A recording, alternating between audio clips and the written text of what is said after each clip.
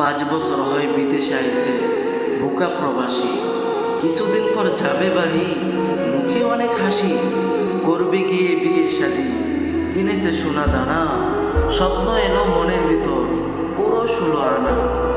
এমন সময় বাড়ি থেকে খবর এলো তার, বাড়ির পাশে 2 করা জমি কিনা যে দরকার। বাবা মায়ের মনের আশা, এই জমিটাই চাই। তোমার কাছে এই জীবনে আর কিছুই চাওয়ার নাই। এমন সস্তা জমি তো আর পাওয়া যাবে না। যে করে হোক এই জমিটা কিনিয়ে আনো না।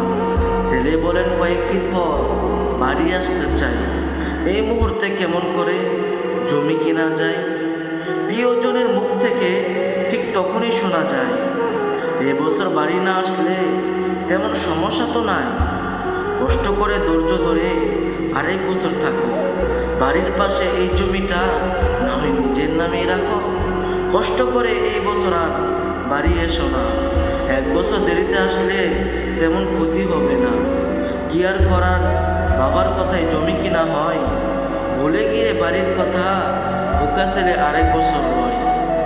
আশায় আছে সামনের বছর বাড়িতে যাওয়া হবে তার। কিন্তু না, এবার আবার বোনের বিয়ে হয়নি যাওয়া আর।